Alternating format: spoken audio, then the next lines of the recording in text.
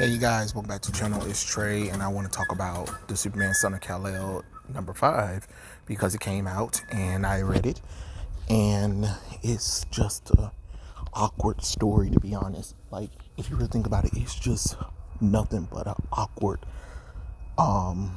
moment between two characters.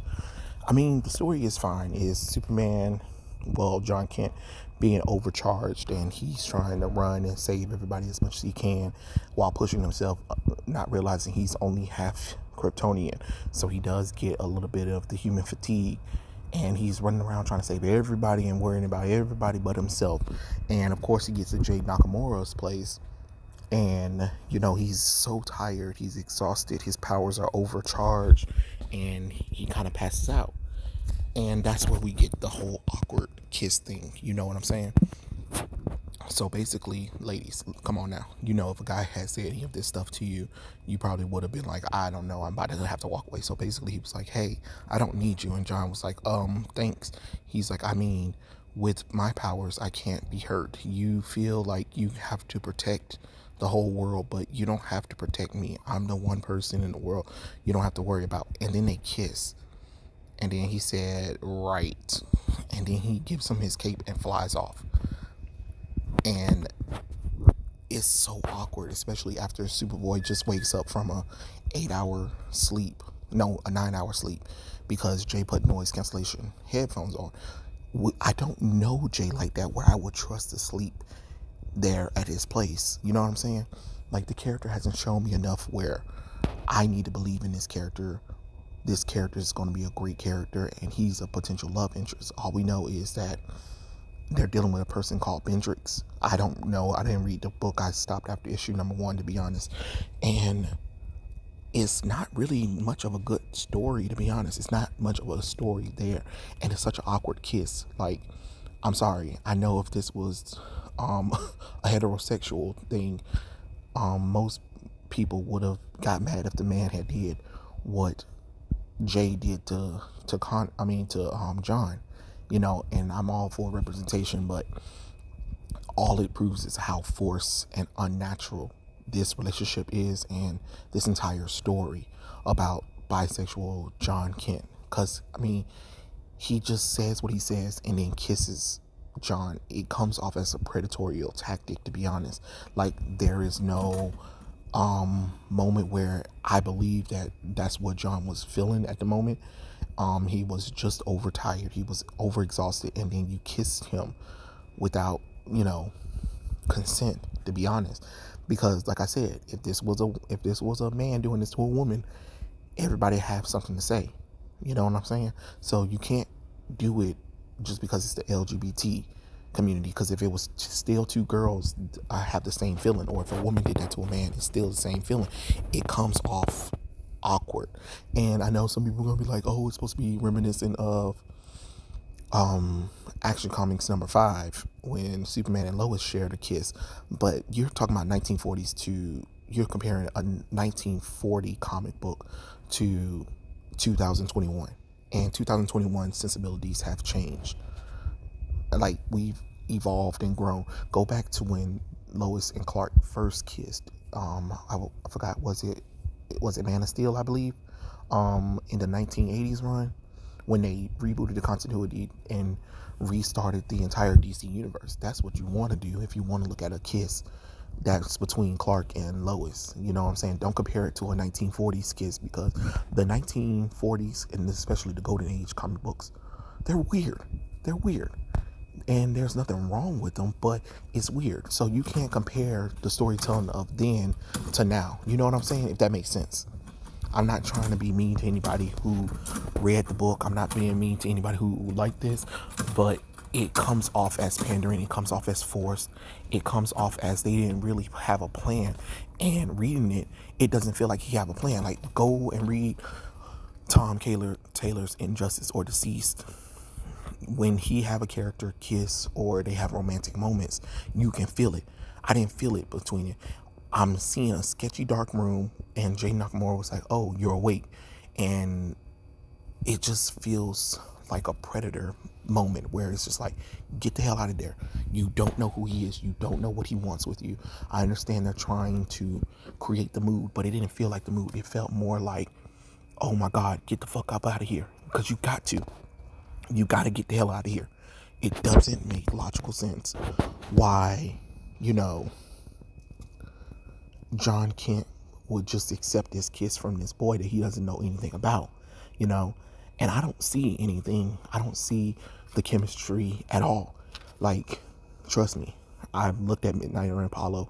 I've seen other LGBT characters. I've seen like the Wicked and the Hulkling thing in issue number 1 of Young Avengers. You can tell there was something going on between them. You get what I'm saying? I don't feel it from Superboy and Jay Nakamura because it comes off as pandering. It comes off as force. It comes off as they only did it just to be like, ooh, look at what we did. Congratulate us. And that's all it feels like. I don't know what else the story is going to go with. I mean, it's a okay story. I mean, I guess. But okay story ain't much of nothing if all that was just to push out this whole kiss. And you look at the kiss and then you're like, well, that was awkward. That was weird. And then Superboy flies off. If anything, it would have been natural. Like, they kissed and Superboy probably would have been like, and then, you know, have like a reaction of almost rejection, you know, because it was an awkward kiss. You need to kind of show that instead of just like smiling at each other. No, have that awkwardness between it where it's something that Jon has to think about, you know, because Jay didn't ask his permission. Jay just kind of went ahead and just kissed the boy without thinking like, was this the right move? Were you not reading the room right? Were you reading into Jon a little too much? You get what I'm saying? Because you don't know, and I don't know. And since we don't have the thought bubbles, it feels like he just did it just for the hell of it.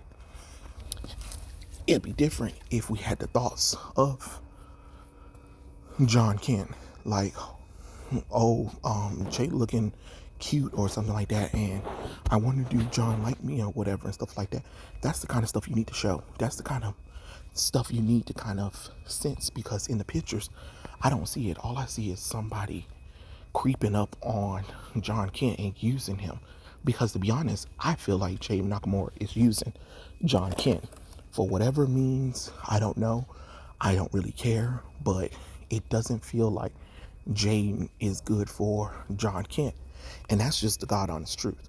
I'm not about to sit up here and sugarcoat it with you. I'm not about to sit up here and be like, oh, I'm just jealous because it's an LGBT character. No, I don't believe he has good intention for Jon Kent either. And the way the character was introduced, it comes off awkward. I don't trust the character at all. And that's just the God honest truth. It is what it is. I mean, the book's out. You guys can read it for yourself. I just think it's awkward, to be honest. And I don't really think it's worth much of nothing, to be honest. But that's just my opinion on the matter of it. I'm not going to tell you not to read it, because there are going to be people who do like it. And that's great that you like it. I'm all happy for you for liking it. But I just think it's awkward. I mean, I guess the story will suffice. But other than that, you know, for me, it's a miss it, and it's not as exciting as it was built up to be honest. Like, I really thought that it was maybe Superboy had saved him, but because you guys made Jay, you know, not being able to be touched or physically harmed, it ain't really much of nothing, to be honest. Like, there's nothing to really care about the character, because you kind of took that away when you said that the character can't get hurt or harmed and nobody can harm him. Okay, so where's the tension in that then? You know what I'm saying? Like, think about it. Like, when we do see Superman and Lois kiss or whatever, it's from a moment of passion. I didn't feel a moment of passion. I felt a moment of a prey finally getting, a predator finally getting his prey, and finally being able to be like, yeah, I finally got his ass. You know what I'm saying? And I don't know what to tell y'all. The pink hair might be laced with pink kryptonite, but that's the only thing I can think of. Ain't no way in hell Superboy just all of a sudden just like this boy without no good given reason. Because I didn't feel it in issue number 1, and I don't feel it now. And that is the terrible thing, is you want me to believe that this character is supposed to be a potential love interest for Jon Kent, but then you don't do anything with the love interest to make me feel like this is a good potential character. He had more chemistry with Saturn Girl and Chrissy, the little girl, when he was 10 years old than he does now. And I understand he's exploring himself or whatever and stuff like that, which, okay, good for him.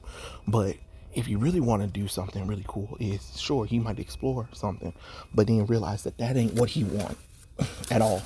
At the end of the day, that's not what he wants.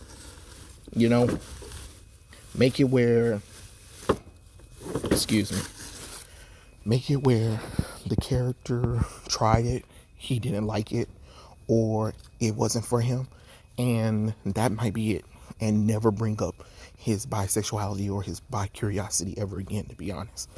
Like, once the story is done with Superman Jon Kent, palette cleanse it, give him a female lover, I guess, or de-age the boy, and let's never talk about his sexuality ever again. Ever again. That's how I feel about the situation. I mean, it is what it is. I mean, the book's out. You can read it. You can like it. You can buy it. It just didn't entice anything of me. And of course, I was already going in there like, whatever. But at least I was hoping the story would get to that point where it was well deserved or well earned, and I didn't feel it. But that's just my thoughts. Tell me what you guys think in the comments below, and I'll catch you guys later. Peace out.